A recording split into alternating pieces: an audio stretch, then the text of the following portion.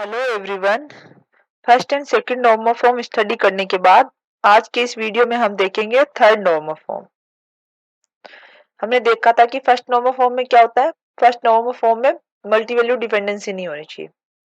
Second normal form में हमने देखा कि पार्शियल डिपेंडेंसी नहीं होनी चाहिए। पार्शियल डिपेंडेंसी मीन पार्शियल, किसी चीज का पार्ट कब होगा, जब वो कुछ कंप्लीट होगी। मीन कैंडिडेट की कि जो कैंडिडेट की है उसका पार्शियल, कैंडिडेट की के पार्शियल क्या होंगे, उसके प्राइम एट्रीब्यूट। तो प्राइम एट्रीब्यूट किसी नॉन प्राइम एट्रीब्यूट को डिटरमाइन नहीं करना चाहिए। ये पार्शियल डिपेंडेंसी थी। इसके बाद थर्ड नॉर्मल फॉर्म में क्या होता है कि सेकंड नॉर्मल फॉर्म तो होनी चाहिए। मीन पार्शियल डिपेंडेंसी तक तो नहीं हो, मल्टीवैल्यूड एट्रीब्यूट और पार्शियल डिपेंडेंसी नहीं होनी चाहिए। प्लस थर्ड नया रेस्ट्रिक्शन ऐड होगा कि उसमें ट्रांजिटिव डिपेंडेंसी भी नहीं होनी चाहिए। ट्रांजिटिव डिपेंडेंसी क्या होती है कि एक नॉन प्राइम एट्रीब्यूट को नॉन प्राइम एट्रीब्यूट डिटरमाइन नहीं करना चाहिए। There should not be any transitive dependency, mean any non-prime attribute shouldn't be derived by any non-prime attribute. किसी भी नॉन प्राइम से नॉन प्राइम एट्रीब्यूट नहीं निकालना चाहिए। इसमें एक कंडीशन होती है ओनली। इसके अलावा जो भी कंडीशंस होगी आपको देखना है कि किसी नॉन प्राइम से नॉन प्राइम एट्रीब्यूट नहीं निकालना चाहिए। बाकी कोई भी कंडीशन हो, इट मेंटेन रेफरेंशियल इंटीग्रिटी। अब इसको देखते हैं कि जैसे if non prime attribute is functionally dependent on prime attribute then it is in second norm. If non-prime attribute is functionally dependent on non-prime attribute, then it is in second normal form, but not in third normal form. Second normal form में क्या था कि partial dependency. Partial dependency कब होगा, जो non prime से non prime किसी prime किसी नॉन प्राइम को डिटरमाइन करेगा, तब ये पार्शियल था। इसके अलावा अगर कुछ भी होगा तो सेकंड नॉर्मल फॉर्म में होगा। तो इसके अलावा इसे क्या, अगर नॉन प्राइम को कर रहा है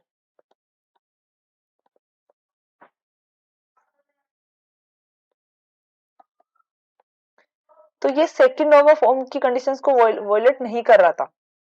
सेकंड नॉर्मल फॉर्म में कौन वायलेट कर रहा था कि किसी प्राइम एट्रीब्यूट से नॉन प्राइम एट्रीब्यूट डिटरमाइन नहीं होना चाहिए। किसी प्राइम एट्रीब्यूट से नॉन प्राइम एट्रीब्यूट डिटरमाइन नहीं होना चाहिए, क्योंकि ये पार्शियल डिपेंडेंसी हो जाती थी। तो ये होता तो सेकंड नॉर्मल फॉर्म में नहीं होता।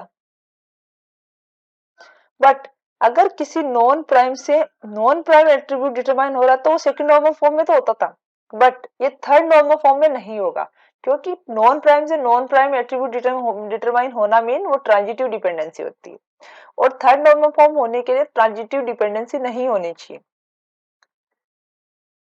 सेकंड देखते हैं, if non prime attribute is functionally dependent of prime attribute then it is partial dependency, so not in 2NF। वो 2NF में नहीं है तो ऑटो में 3NF में नहीं है। If prime attribute is functionally dependent on prime attribute, then neither it is partial dependency nor transitive dependency. So it is in 3NF. 3NF है, मीन ये 2NF में तो है ही है। मीन जो हमने पार्शियल डिपेंडेंसी और ट्रांजिटिव डिपेंडेंसी देखी उसी को थोड़ा सा एक्सप्लेन करके बता रही हूँ कि क्या क्या होगा, कैसे होगा, तब वो 2NF में होगा, कब 3NF में होगा। तो आपको यही याद रखना है कि 2NF में पार्शियल डिपेंडेंसी नहीं होनी चाहिए। और पार्शियल डिपेंडेंसी क्या होती है, पार्शियल कब होगा, कैंडिडेट की का कुछ पार्ट है वो किसी नॉन प्राइम एट्रीब्यूट को डिटरमाइन कर रहा है, तो वो पार्शियल डिपेंडेंसी हो गई। वो नहीं है तो वो सेकंड नॉर्मल फॉर्म में है। अब थर्ड नॉर्मल, जैसे जैसे फॉर्म आगे बढ़ रहे हो वैसे वैसे restriction, more and more restriction add हो रहे हैं। तो थर्ड नॉर्मल फॉर्म में क्या है कि कोई नॉन प्राइम एट्रीब्यूट भी नॉन प्राइम को डिटरमाइन नहीं करना चाहिए, क्योंकि जब नॉन प्राइम को एट्रीब्यूट को डिटरमाइन कर रहा है तो वो फिर किसमें हो जाता है, ट्रांजिटिव डिपेंडेंसी हो जाती हो, और transitive dependency third normal form में नहीं होनी चाहिए। बट अगर कोई प्राइम को डिटरमाइन कर रहा है, क्योंकि प्राइम को डिटरमाइन कर रहा है, तो जिस प्राइम को डिटरमाइन कर रहा है तो प्राइम खुद किसी कैंडिडेट की का पार्ट है, मतलब वो किसी और को डिटरमाइन खुद कर रहा है, तो उसको कोई डिटरमाइन कर रहा है तो ना तो ये ट्रांजिटिव डिपेंडेंसी है और ना ही ये पार्शियल डिपेंडेंसी है। तो ऐसी कंडीशन हो कि कोई प्राइम एट्रीब्यूट किसी प्राइम एट्रीब्यूट को डिटरमाइन कर रहा है तो फिर वो 3NF में है। इसको फंक्शनल डिपेंडेंसी के थ्रू हम समझते हैं। यहाँ पे देखो इन्होंने दिया है एक रिलेशन है ABCD, functional dependency A be determine कर रहा है CD को और D डिटरमाइन कर रहा है A को। अब इसमें कैंडिडेट की फाइंड आउट करना है। कैंडिडेट की फाइंड आउट करना मतलब RHS में देखेंगे कि कौन सा एट्रीब्यूट नहीं आ रहा, वो कम से कम कैंडिडेट की का पार्ट होगा। यहाँ पे RHS में CD आ गया, A आ गया, क्या नहीं आया ABCD में से क्या नहीं आया, ओनली B नहीं आया, मीन B तो कैंडिडेट की का पार्ट होगा ही होगा। अब B को चेक करते हैं कि B अकेला डिटरमाइन कर सकता है क्या बाकी सब एट्रीब्यूट को। B, अब B इसको देख के फंक्शनल डिपेंडेंसी को देख के लग रहा है कि B किसी को डिटरमाइन करा नो, तो मीन B अकेला नहीं कर सकता, इसके साथ कोई और एट्रीब्यूट ऐड होगा तभी ये कैंडिडेट की बन पाएगा। सबसे पहले A ऐड करते, A मिलके AB को तो करेंगे, CD को करेंगे, तो AB क्या होगी, कैंडिडेट की होगी एक तो। फिर यहाँ पे देखो कि D A को डिटरमाइन कर रहा है, तो D को आप A को D से रिप्लेस कर सकते हो, तो सेकंड DB है तो DB को तो डिटरमाइन करेगा, D A को डिटरमाइन कर रहा है और A और B दोनों मिलके CD को डिटरमाइन, D ऑलरेडी आ गया तो C, तो मीन DB भी एक कैंडिडेट की हो सकता है। तो इसमें कितनी कैंडिडेट की होगी, AB और DB दो कैंडिडेट की होगी। अब हम देखेंगे कि सबसे पहले देखेंगे कि ये क्या इसमें पार्शियल डिपेंडेंसी है, क्या ये सेकंड, सबसे पहले देखेंगे क्या ये सेकंड नॉर्मल फॉर्म में है, क्योंकि थर्ड नॉर्मल फॉर्म चेक करने के लिए ये होता है कि पहले वो सेकंड नॉर्मल फॉर्म में तो होना ही होना चाहिए। तो सेकंड नॉर्मल फॉर्म के लिए क्या कंडीशन है कि वहां पे पार्शियल डिपेंडेंसी नहीं होनी चाहिए। पार्शियल डिपेंडेंसी कब होगी, जब कोई प्राइम एट्रीब्यूट नॉन प्राइम को डिटरमाइन कर रहा है। तो यहाँ पे देखो AB कैंडिडेट की है, CD को डिटरमाइन कर रहा है, कोई प्रॉब्लम नहीं है, कैंडिडेट की किसी को डिटरमाइन कर रहा है। यहाँ पे D प्राइम एट्रीब्यूट है, D किसको डिटरमाइन कर रहा है, A को डिटरमाइन कर रहा है, तो D प्राइम एट्रीब्यूट किसी प्राइम एट्रीब्यूट को डिटरमाइन कर रहा है, और जब प्राइम एट्रीब्यूट प्राइम को डिटरमाइन कर रहा है तो वो पार्शियल डिपेंडेंसी नहीं होती। पार्शियल डिपेंडेंसी कब होती है, जब कोई प्राइम एट्रीब्यूट नॉन प्राइम को डिटरमाइन कर रहा है, मीन यहाँ पे कोई पार्शियल डिपेंडेंसी नहीं है, सेकंड नॉर्मल फॉर्म तो है। देन आफ्टर आते हैं कि third normal form. Third normal form में क्या होती है, ट्रांजिटिव डिपेंडेंसी। ट्रांजिटिव डिपेंडेंसी में क्या होता है, कोई नॉन प्राइम को डिटरमाइन नहीं करना चाहिए। ए भी कैंडिडेट की है, CD को डिटरमाइन कर रहा है, कोई प्रॉब्लम नहीं है, कैंडिडेट की किसी को डिटरमाइन कर रहा है, कोई प्रॉब्लम नहीं है। फिर ये प्राइम एट्रीब्यूट को डिटरमाइन कर रहा है, प्राइम एट्रीब्यूट प्राइम को डिटरमाइन कर रहा है, तो वो ट्रांजिटिव डिपेंडेंसी भी नहीं है, तो ये 3NF में है, ये थर्ड नॉर्मल फॉर्म में है। प्राइम एट्रीब्यूट तो आपको पता ही होगा क्या होता है कि जो कैंडिडेट की को बनाने में पार्टिसिपेट करता है वो प्राइम एट्रीब्यूट होता है। तो यहाँ पे कैंडिडेट की क्या बनी थी, A B और DB बनी थी, तो प्राइम एट्रीब्यूट कौन से हो गए, A B D, ये क्या थे, प्राइम एट्रीब्यूट थे। ओके, अब ये सेकंड देखते हैं। एक रिलेशन है ABC, रिलेशन जो एट्रीब्यूट है ABC having functional dependency, AB determine कर रहा है C को, C डिटरमाइन कर रहा है A को। अब यहाँ पे लेफ्ट हैंड साइड में क्या नहीं आया, सॉरी RHS में क्या नहीं आया, B नहीं आया, तो B तो कैंडिडेट की का पार्ट होगा ही। अब B क्या अकेला किसी को डिटरमाइन कर सकता है, B को कर सकता है, बाकी किसी को डिटरमाइन नहीं कर पा रहा, तो इसके साथ कुछ ऐड करना पड़ेगा, तो AB ऐड कर दिया, AB को डिटरमाइन कर लेगा और C को डिटरमाइन कर रहा है, तो AB एक कैंडिडेट की हो गई। सेकंड C एक को कर रहा है, तो C एक को C से रिप्लेस कर सकते हैं, तो CB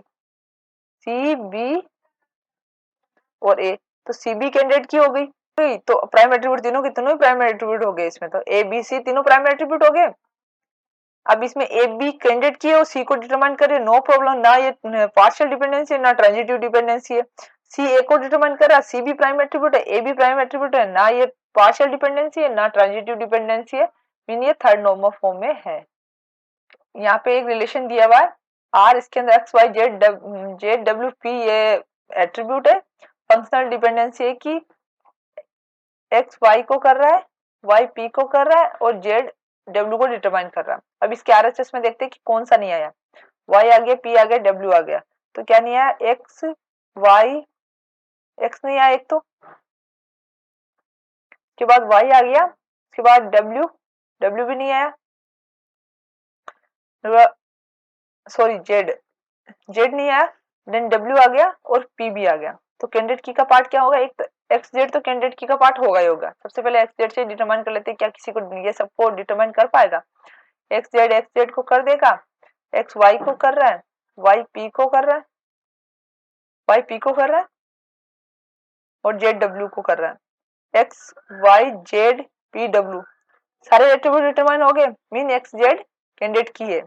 जब जो आरएचएस साइड में नहीं है वो जो एट्रीब्यूट, अगर वो अकेले ही कैंडिडेट की खुद बन सकते हैं तो फिर उसमें आगे फाइंड आउट करने की जरूरत नहीं है, उसमें फिर वो सिंगल ही कैंडिडेट की होगी। अगर इसके साथ कुछ भी ऐड करोगे फिर वो सुपर की बन जाएगी, तो इसमें आगे फाइंड आउट करने की जरूरत नहीं है। ये एक्स जेड ही कैंडिडेट की होगी, सिंगल कैंडिडेट की होगी एक्स जेड।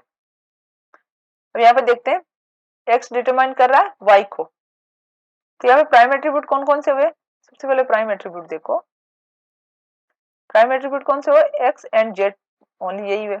अब यहाँ पे फर्स्ट में देखो एक्स डिटरमाइन कर रहा है वाई को, तो एक्स क्या है, प्राइम एट्रीब्यूट, वाई क्या है, नॉन प्राइम एट्रीब्यूट। यहाँ पे प्राइम एट्रीब्यूट हो गया एक्स जेड, तो एक्स यहाँ पे डिटरमाइन कर रहा है वाई को, तो प्राइम एट्रीब्यूट नॉन प्राइम को कर रहा है, तो यहाँ पे यहीं पे पार्शियल डिपेंडेंसी हो गई। मीन ये सेकंड नॉर्मल फॉर्म में भी नहीं है। जब सेकंड नॉर्मल फॉर्म में नहीं है तो वहां पे थर्ड नॉर्मल फॉर्म को चेक करने की जरूरत ही नहीं है।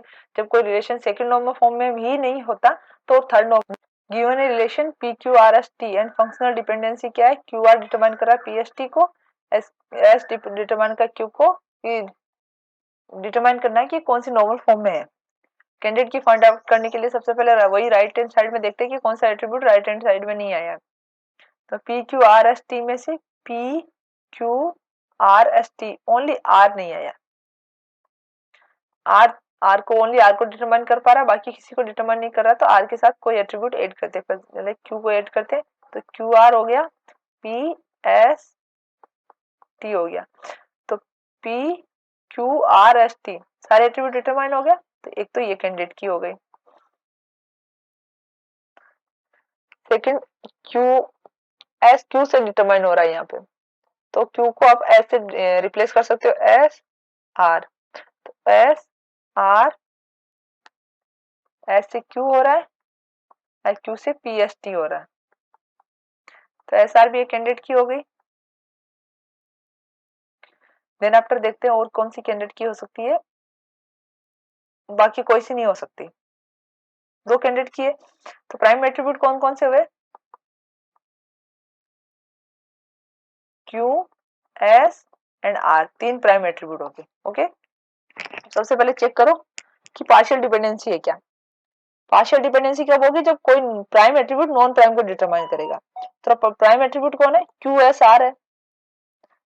पहला है कि क्यू आर, दोनों क्यू आर मिलके पीएसटी को डिटरमाइन कर रहे, तो क्यू आर तो कैंडिडेट की है, किसी को भी कर रहे कोई प्रॉब्लम नहीं होगी। फिर एस क्यू को डिटरमाइन करा, एस प्राइम एट्रीब्यूट है बट क्यू भी प्राइम एट्रीब्यूट है, तो एस और क्यू दोनों प्राइम एट्रीब्यूट है, मीन ये पार्शियल डिपेंडेंसी यहाँ पे नहीं है। सेकंड नॉर्मल फॉर्म में तो है ये। थर्ड नॉर्मल फॉर्म में चेक करते हैं कि क्या ये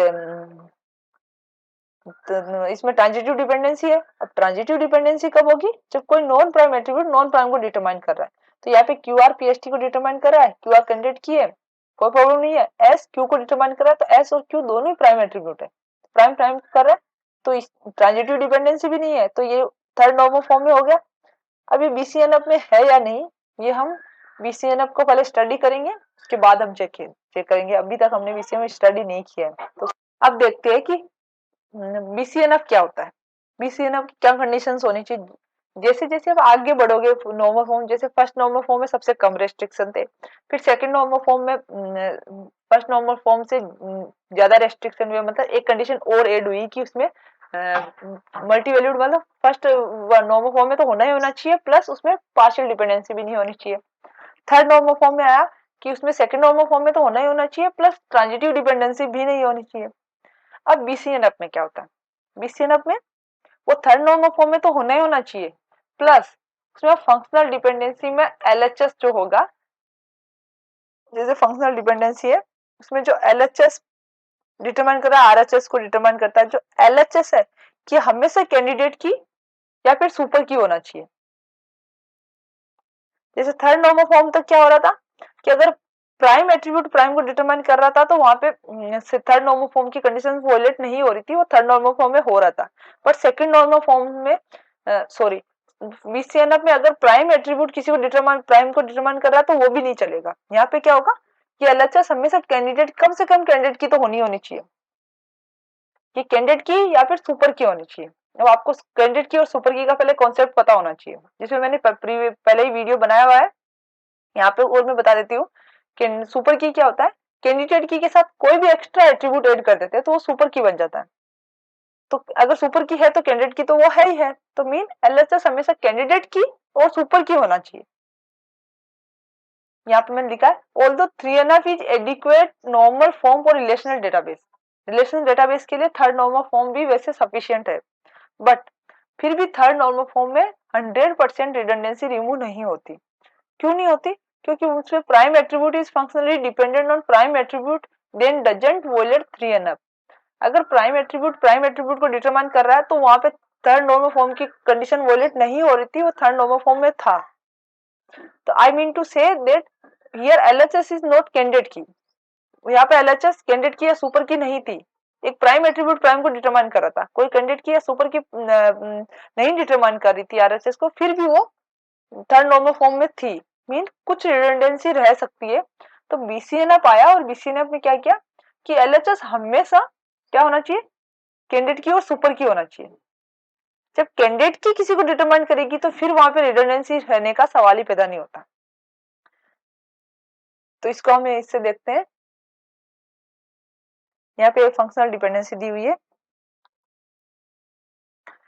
यहाँ पे एक रिलेशन दिया हुआ एबीसी और फंक्शनल डिपेंडेंसी दी हुई है कि ए डिटरमाइन कर रहा है बी को, बी डिटरमाइन कर रहा है सी को, सी डिटरमाइन कर रहा है ए को। तो यहाँ पे राइट हैंड साइड में क्या नहीं आया, B C A B C तीनों आ गए। तो यहाँ पे देखते हैं कि ए कैंडिडेट की हो सकता है क्या, ए हो सकता कैंडिडेट की, ए बी को डिटरमाइन कर रहा है, बी सी को डिटरमाइन कर रहा है, और ए तो ए को डिटरमाइन करेगा, तो ए बी कैंडिडेट की है, बी कैंडिडेट की है क्या, बी बी को डिटरमाइन कर, बी सी को डिटरमाइन कर, सी ए को, ये भी है, सी सी है, सी सी को डिटरमाइन कर, सी ए को डिटरमाइन कर, ए बी को डिटरमाइन कर रहा है, मतलब तीनों एट्रीब्यूट अलग अलग कैंडिडेट की बन सकती है। तो यहाँ देखो ए बी को डिटरमाइन कर रहा है, तो ए बी प्राइम है, ये भी प्राइम है, ये भी प्राइम है, ये भी प्राइम है, ये भी प्राइम है, ये भी प्राइम है, मतलब प्राइम प्राइम को डिटरमाइन कर रहा है। तो प्राइम प्राइम को डिटरमाइन कर रहा है तो ना तो ये पार्शियल डिपेंडेंसी है और ना ट्रांजिटिव डिपेंडेंसी है, मीन थर्ड नॉर्मल फॉर्म तो है ही है। बट बीसीएनएफ में क्या बोला है, बीसीएनएफ में बोला है कि उसका एलएचएस हमेशा कैंडिडेट की या सुपर की होना चाहिए। उसका एलएचएस हमेशा क्या होना चाहिए, एलएचएस हमेशा कैंडिडेट की और सुपर की होना चाहिए। या एलएचएस कैंडिडेट की है, यहाँ पे भी एलएचएस कैंडिडेट की है, यहाँ भी एलएचएस कैंडिडेट की है, मीन ये बीसीएनएफ में भी है, बीसीएनएफ की कंडीशन भी फुलफिल हो रही है। ओके, ये था। अब first normal form, second normal, third form normal form और बीसीएनएफ को मैंने तो चारों पे वीडियो बनाया है, एक बार आप इनको वन बाय वन देख लीजिए तो आपको ये बहुत अच्छे से समझ आ जाएगा। उसके बाद कभी भी आपको नॉर्मलाइजेशन के क्वेश्चन गलत नहीं होंगे। तो देखिए बीसीएनएफ सबसे रेस्ट्रिक्टेड कौन सी फॉर्म है, बीसीएनएफ। ओके, उससे कम रेस्ट्रिक्शन किसमें, थर्ड नॉर्मल फॉर्म। उससे कम रेस्ट्रिक्शन किसमें, सेकंड नॉर्मल फॉर्म।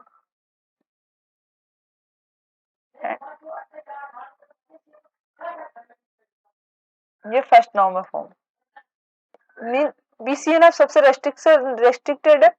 अब फर्स्ट नॉर्मल फॉर्म अगर बीसीएनएफ में कोई है तो मीन वो पहले फर्स्ट नॉर्मल फॉर्म में होना चाहिए, सेकंड नॉर्मल फॉर्म में भी होना चाहिए, थर्ड नॉर्मल फॉर्म में भी होना चाहिए। थर्ड नॉर्मल फॉर्म है तो वो first normal form second normal form में तो होना ही होना चाहिए, होगा ही होगा। अगर कोई सेकंड नॉर्मल फॉर्म में है तो फर्स्ट नॉर्मल फॉर्म में तो होगा ही। तो कभी कभी छोटा सा ऐसे भी क्वेश्चन पूछ लेते हैं कि अगर कोई रिलेशन सेकंड नॉर्मल फॉर्म में है तो थर्ड नॉर्मल फॉर्म में होगा ही होगा, तो ये सही नहीं है। वो अगर कोई सेकंड नॉर्मल फॉर्म में है तो फर्स्ट नॉर्मल फॉर्म में होगा ही होगा, थर्ड नॉर्मल फॉर्म में होना जरूरी नहीं है। थर्ड नॉर्मल फॉर्म के लिए एक एक्स्ट्रा कंडीशन ऐड होगी सेकंड नॉर्मल फॉर्म के साथ साथ में।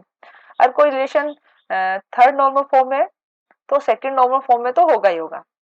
सही है। अगर कोई BCNF में है तो थर्ड नॉर्मल फॉर्म में तो होगा ही होगा। अगर थर्ड नॉर्मल फॉर्म में होगा ही होगा मतलब वो सेकंड नॉर्मल फॉर्म में भी होगा ही होगा। सेकंड नॉर्मल फॉर्म में होगा मतलब फर्स्ट नॉर्मल फॉर्म में भी होगा ही। ये थी नॉर्मलाइजेशन की चारों फॉर्म। इस पे मैंने पहले थ्योरेटिकली समझाया, उसके बाद फंक्शनल डिपेंडेंसी के थ्रू उसके एग्जांपल लेके समझाया कि ताकि नॉर्मलाइजेशन अच्छे से क्लियर हो जाए। वीडियो कैसा लगा कमेंट करके जरूर बताएं। अच्छा लगा तो लाइक शेयर एंड सब्सक्राइब करें। Thanks for watching.